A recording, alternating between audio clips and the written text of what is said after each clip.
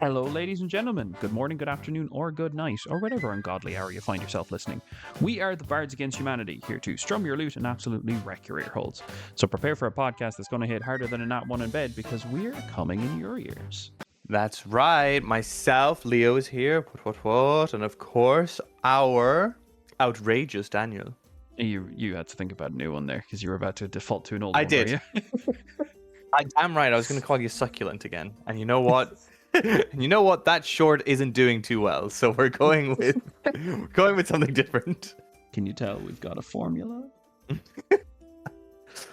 Anyway, today we are going to be talking about the Hunter Ranger subclass. You pumped? I'm pumped. I was silent because it sounded like you had more to add after that, and then the dead air just kind of made me... It scared me. It scared me, so I was like, yeah.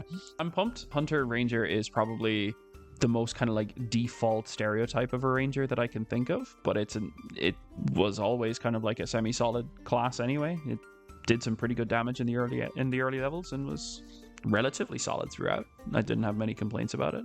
I do think every class should have like here's the subclass on training wheels.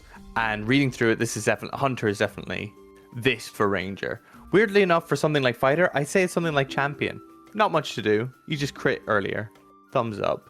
I wouldn't say weirdly enough for Fighter, because like Champion is probably the default Fighter. Granted, because it is also the default subclass that's given to you on the likes of like D&D Beyond if you own nothing.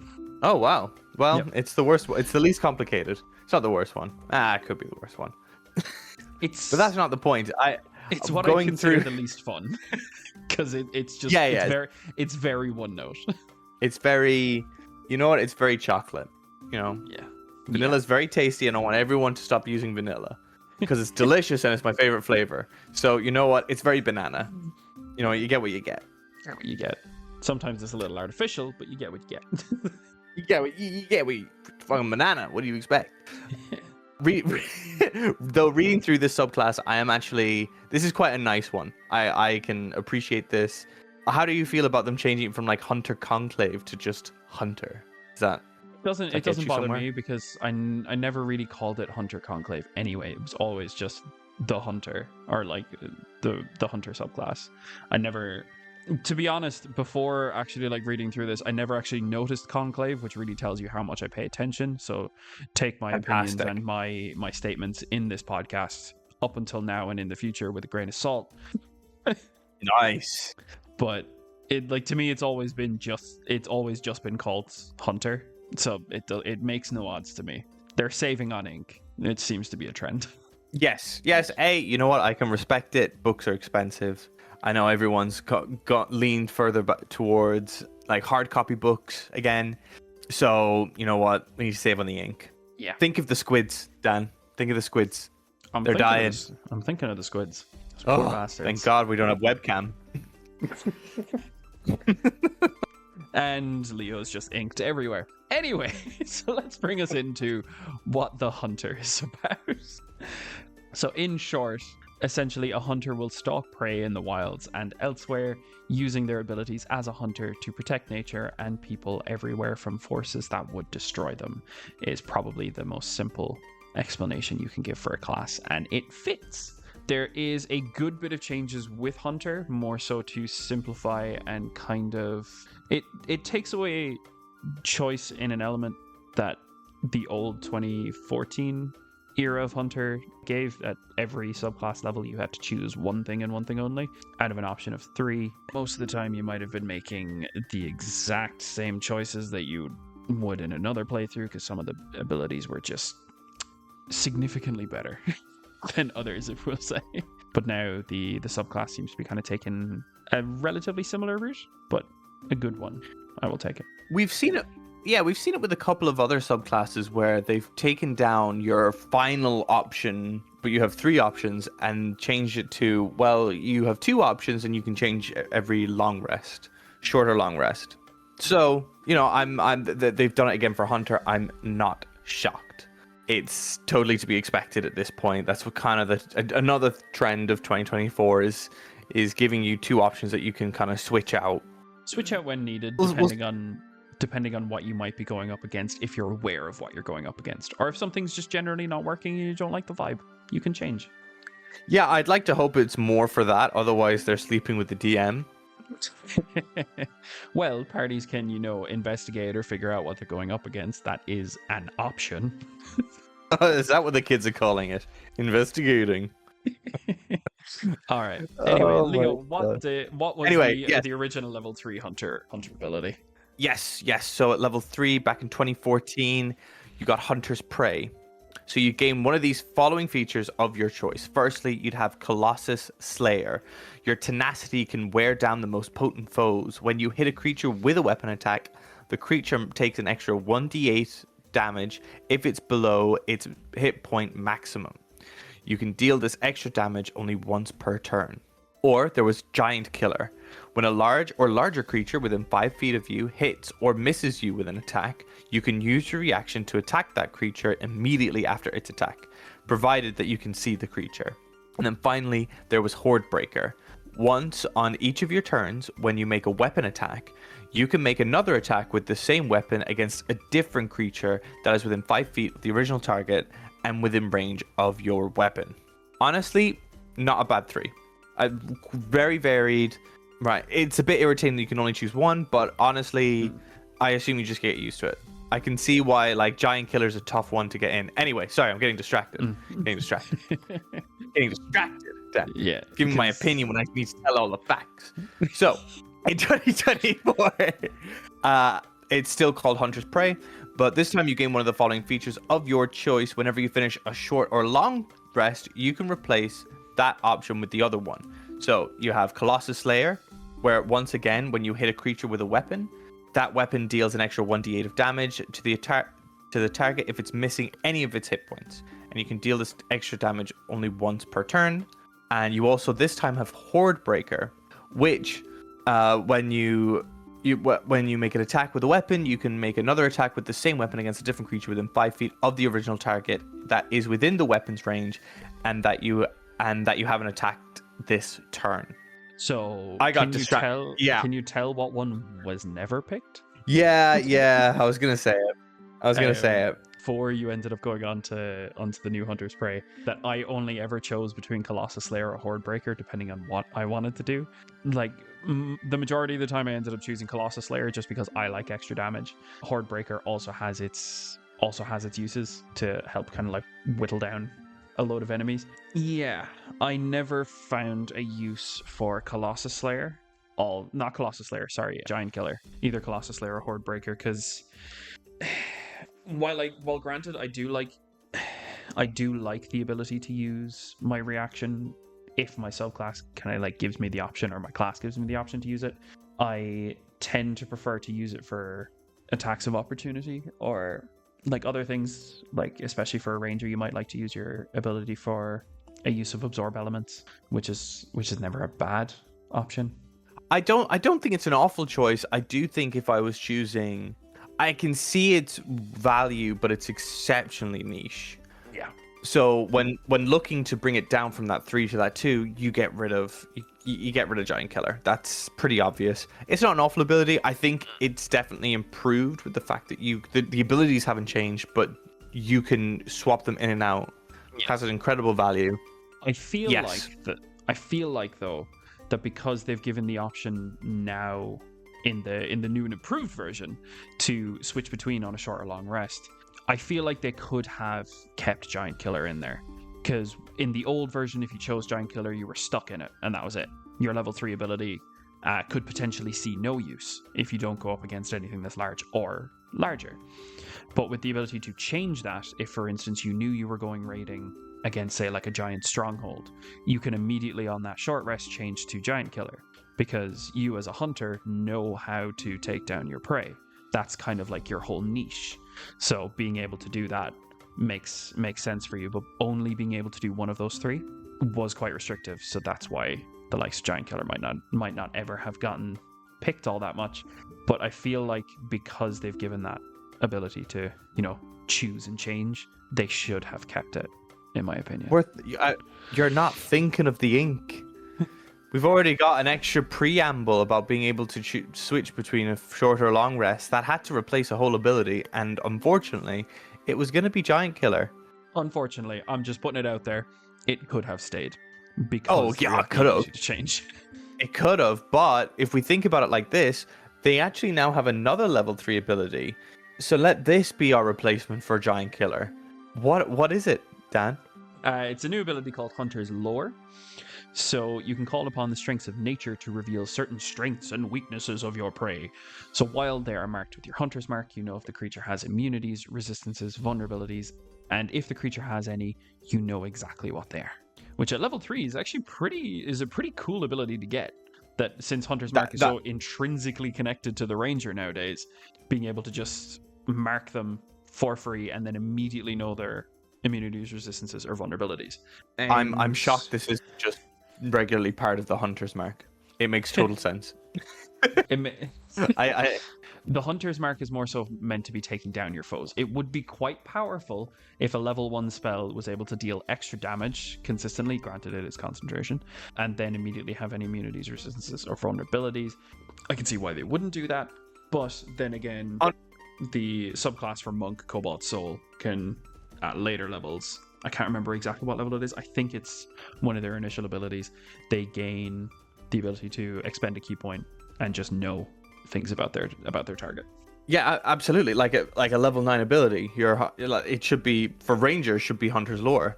This is a great ability. Thumbs up. 10 out of 10. Would recommend to a friend. Thumbs up. Well done. Chip top. Cheerio. Oh, good job, fellow. Good job. Job. Yes. Well done. Jolly good. Jolly good. God. We've lost it. My days. What, like 10 minutes into the recording? Oh no.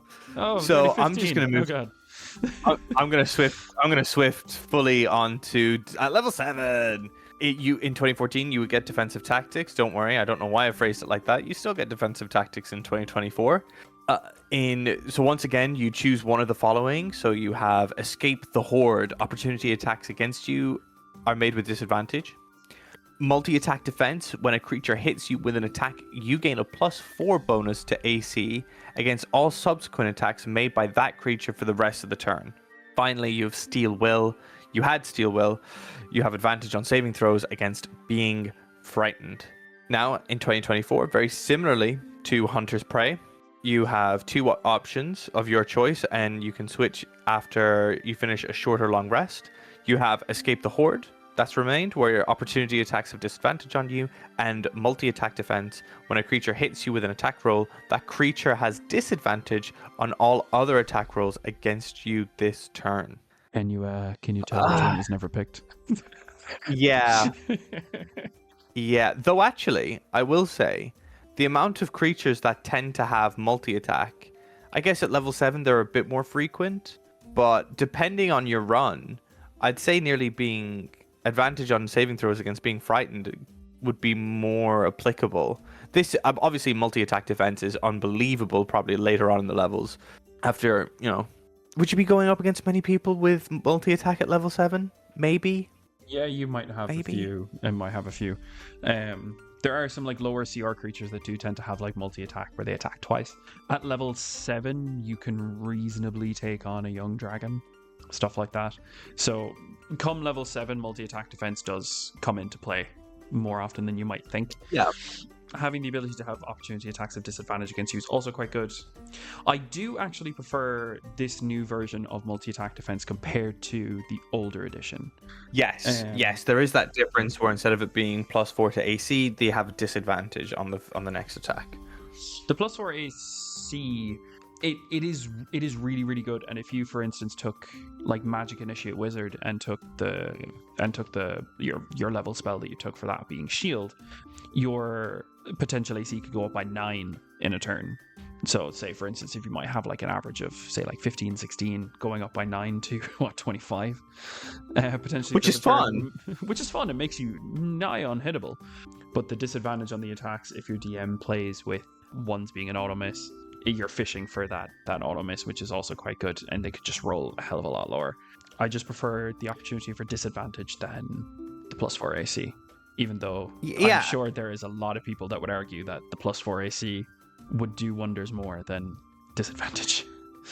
Well, I think not only I think you're missing the most valuable part on the other side of the spectrum. You're also always going to dodge a nat 20, which if they have multi-attack True, is yeah. gonna fucking hurt. Yeah, that crit is the crit is definitely gonna make a difference. The crit's the spooky part. Especially if you can dodge it. Yeah, that's wow. Yeah. Something that didn't come to mind immediately. Instead, I was like, oh, Yeah. I think they went to the other end of the spectrum and just go, you're fishing for auto misses, and Leo was like, no, you're fishing for the non-crit option. So what's interesting is that they do seem to have one ability that is going for like the big bad, and another ability where you're going up against his bitches, which is quite fun. I'm enjoying it. I hope to see it continue. There's only 2 more abilities. Only 2 more. But like escape the horde,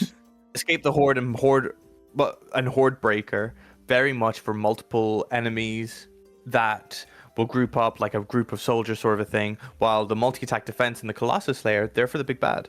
I'm here for it. Yeah, indeed. And for level Steel 11, will level 15, Steel will not be missed. There's plenty of other things that can give you advantage against frightened. And I will quite easily die on that hill. For level 11 and 15, this is where Hunter tends to differ, like completely, for the new version compared to old. Because in the old, you got multi-attack at level 11. Gain one of the following features of your choice. Volley, where you can use your action to make a range attack against any number of creatures within 5 feet of a point that you can see within your weapon's range. And you must have ammunition for each target as normal, and you can make a separate attack roll for each target. You also had Whirlwind Strike, which you can use your action to make melee attacks against any number of creatures within 5 feet of you with a separate attack roll for each target. So it gave you the option to choose. It kind of gave you the option to lean into if you were a melee ranger or if you were a range ranger. You got the option to choose. However, now at level 11, you get Superior Hunter's Prey. So once per turn, when you deal damage to a creature marked by your Hunter's Mark, you can also deal the spell's extra damage to a different creature that you can see within 30 feet of the first. It got a big downgrade. Yeah. Now granted, the weapon, so the whirlwind attack makes sense. It's very irritating. I think it would have been more fun if it was to the weapons range, because obviously you got halberds and spears. They got slightly bigger range, and it's going to be relatively difficult to get whirlwind attack off. But it's not a countered thing. So like you can't use it X amount of times. Yeah. This is just you. Oh, the one thing that you did say for volley, it's actually within 10 feet of a point that you can see within your weapon's range, not 5. My apologies. Just before I forget. And volley's very good. Like it's good for whichever way you've gone about it. I still think that we've kind of veered away from one being good for getting rid of the horde, one's good for getting rid of the big bad, but they're still great abilities. This one, the Superior Hunter's Prey, doesn't feel very superior.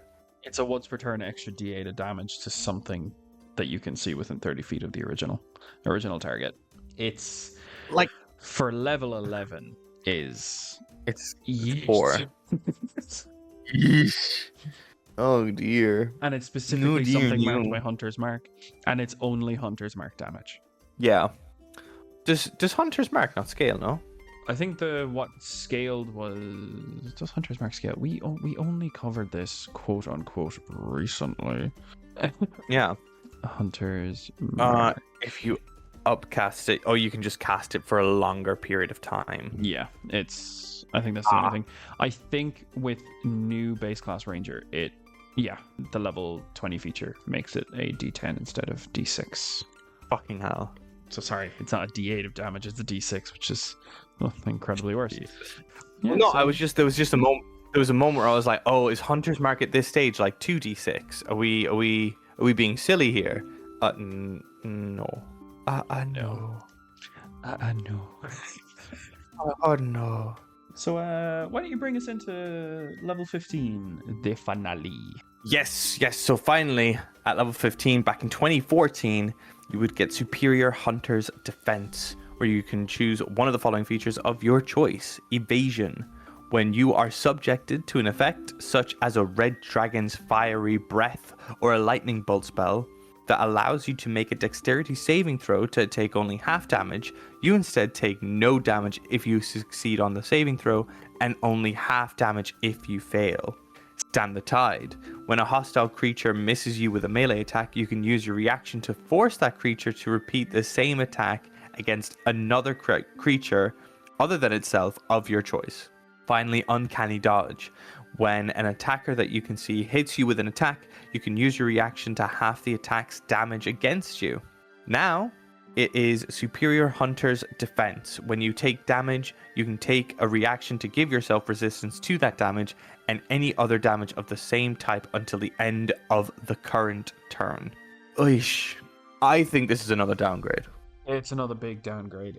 The new Hunter was looking so nice until we hit level 11, and then it just decided to stumble, fall off a cliff, and at level 15 give itself resistance to that bludgeoning damage.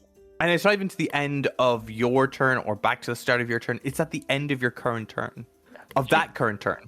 That's for a capstone, subclass capstone. Oish. Evasion's quite interesting, actually. Because once again, that's not a once per turn. That just is. Now here's the thing. Would you veer more towards the 2014 one versus the 2024 one? Hunter's Lore does a lot of carrying for me for 2024. It does. It's nice, but I would be more inclined to play Ranger for like a levels 1 through 10 campaign. If I was doing Hunter, I would not take it past level 7 if I was doing a higher level campaign. Because being honest, the level 15 features, especially for, like the old Ranger, you could get all of those if you took some levels in Rogue. Because at 5th level, you gain Uncanny Dodge, and at 7th level, you gain Evasion, which is effectively level 14 if you want both of those. You also have... it's just... Yeah, I'd be more inclined to go for the old version, even though I said the stuff for the new kind of like giving yourself the option to change is good. But if I was to play a Hunter full the way through, I would 100% go for the old one. If I was to play Hunter for a lower level campaign, I'm choosing the new one. Yeah, I agree. I think it's really upsetting that this Hunter demands to be... I was going to say, that's not the term. Multi-classed, not cross-classed. Multi-classed. It desires to not be the only one. Because it's not the showcase class at all, which is upsetting. I think at least in 2014 they wanted it to be the showcase, that you could be a Ranger Hunter conclave all the way up to level 20. Yeah. I think if someone said that to me about the 2024, I'd think of them foolish. Listeners, you would be foolish. Yeah. And that's recommended by me. We have a podcast. I would be more inclined to keep the trend going that they had for levels 3 and 7, and instead keep say like multi-attack and Superior Hunter's Defense the exact same as they were, except add in the subtext that includes the ability to change on a short or long rest. So that way you can choose to do it, or heck, you're level 11 anyway. So why not just have the Ranger have the ability to use both volley and whirlwind attack and choose one, because both of them require you to use your full action. So why not have them at level 11, give them the ability to use either of them that they wish. Same with, say, like Superior Hunter's Defense. You could even give them all like Evasion, Stand Against the Tide, or Uncanny Dodge. It's wild. It's wild that... Now, granted, I don't know about the Superior Hunter's Defense, giving them all of them, but like come level 11, you know if you're going to be range or melee. You're going to know. And you're probably not going to keep switching between, especially depending on your DM, where it's like, oh, you got to sheath that weapon and unsheath another one. Good turn there, pal. Next. That's okay. We'll just switch to Baldur's Gate rules where you can have a ranged and a melee weapon and just switch between them at will. Well... You know, I agree. I don't think they need to do this work at level 11 and level 15 for 2024. I think they could have continued on their trend and maybe kept evasion and on. Do you know what? Stand against the tide, because you're right. Uncanny dodge is also is a rogue ability. Let's not have so many rogue abilities. Otherwise, people will start thinking, why don't I just go rogue? Yeah. And not Assassin's Creed rogue. That game was shit. Wasn't that bad. Or even a better, like, a less questionable ability for the new hunter at level 15 if they were going for the, because it seems that a lot of like a good portion of the capstone abilities that we've gone through have been shit or just mediocre in general. One of the level 15 abilities I could see that might have made things nicer is to allow your hunter's mark to target an additional creature at level 15 with the same cast, and you can use this a number of times equal to your wisdom modifier per long rest. It doesn't grant you anything necessarily advantageous, but it now allows you to see two creatures' vulnerabilities, resistances, or immunities. You can add your extra damage to another creature if you decide to split up your attacks. It will be a lot nicer and feels a bit more apt for level 15. And also, by the way, a reaction resistance to that damage and other damage of that type for the turn. Fucking nuts. And realistically, at level 15, how many multiple enemies are you going to go up against? It's going to be so rarely used. Like, that's a questionable ability, but at least it sounds fun and overpowered. Shit. I think at the start they were wooing me with their level 3 and 7 abilities. Cheeky minx. But the level 11 level 15, I think this is like a 6 out of 10. And I think that's a downgrade. I think 2014 was maybe like a level 7. I don't think it's a massive downgrade. Yeah. But it is a downgrade. I think I'm going to stick with level 6 out of 10. I would be inclined to say Old Hunter being a 7. It's a bread and butter class. It's exactly what it says on the tin. You're a hunter, but the old version was you were a very specific type of hunter. You weren't, shall we say, you weren't. I was about to say you weren't multilingual with your fighting capabilities, but that doesn't work. You know what I'm trying to say, though. You weren't multi-trained to take on the certain capabilities. So old hunter for me is 7, new hunter for me is 5.